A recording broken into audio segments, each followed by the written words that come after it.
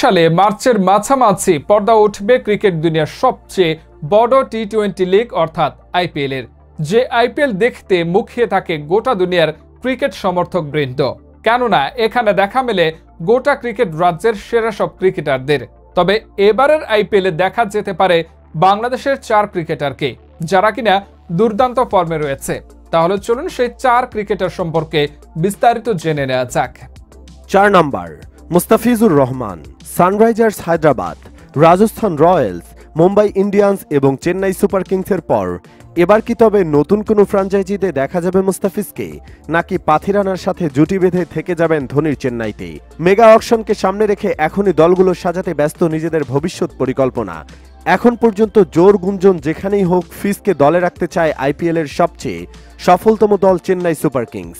গেল আসরে পাথিরানার সাথে জুটি করে দারুণ কিছু মুহূর্ত উপহার দেন মুস্তাফিজ, যা জায়গা করে নেয় চেন্নাই সমর্থকদের হৃদয়ে। তাই আরও একবার জোর সম্ভাবনা রয়েছে ফিজ পাথিরানা জুটিকে একসাথে দেখার। 3 নম্বর তাওহিদ হৃদয়। বিপিএল এলপিএল মাতালেও এখনও আইপিএল মাতানোর সুযোগ পাননি তাওহিদ হৃদয়। তবে সদ্য ফোটা ফুল এবার তার সুবাস ছড়াতে প্রস্তুত ক্রিকেটের মহাযজ্ঞ খ্যাত আইপিএলে।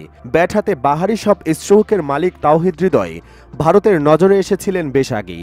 অনূর্ধ্ব-19 বিশ্বকাপের সময় থেকেই তাকে নজরে রেখেছিল আইপিএলের বেশ কিছু ফ্র্যাঞ্চাইজি। এবার সেটা ব্যাটে বলে মিলে গেলেই প্রথমবারের মতো হৃদয়কে দেখা যাবে বিশ্বসেরাদের মিছিলে। এখন পর্যন্ত যা গুঞ্জন, তাতে তাওহিদ হৃদয়কে দলে পেতে আগ্রহী অন্তত 2টি ফ্র্যাঞ্চাইজি। একটি লখনৌ সুপার জায়ান্টস, অন্যটি কলকাতা নাইট রাইডার্স। 2 নম্বর সাকিব আল হাসান। আইপিএলের এক সময়ের নিয়মিত মুখ সাকিব আল হাসান, যার হাত ধরে বাংলাদেশে ব্যাপক জনপ্রিয়তা পেয়েছিল আইপিএল। একটা সময় বাংলাদেশিদের কাছে আইপিএল মানেই ছিল কলকাতা নাইট রাইডার্স। কারণটা খুবই সিম্পল, কেননা কলকাতার জার্সিতে তো খেললে বাংলার সাকিব আল হাসান।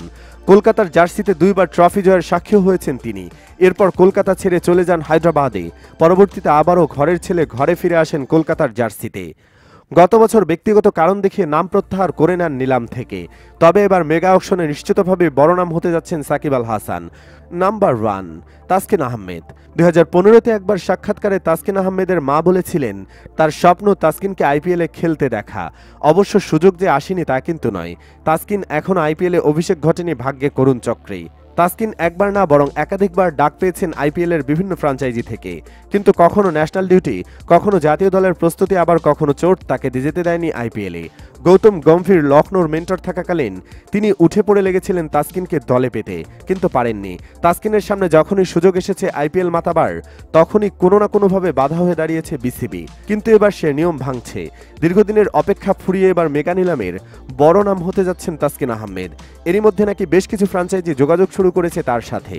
এখন দেখার পালা কাদের জার্সিতে শুরু হবে তাসকিনের আইপিএল যাত্রা।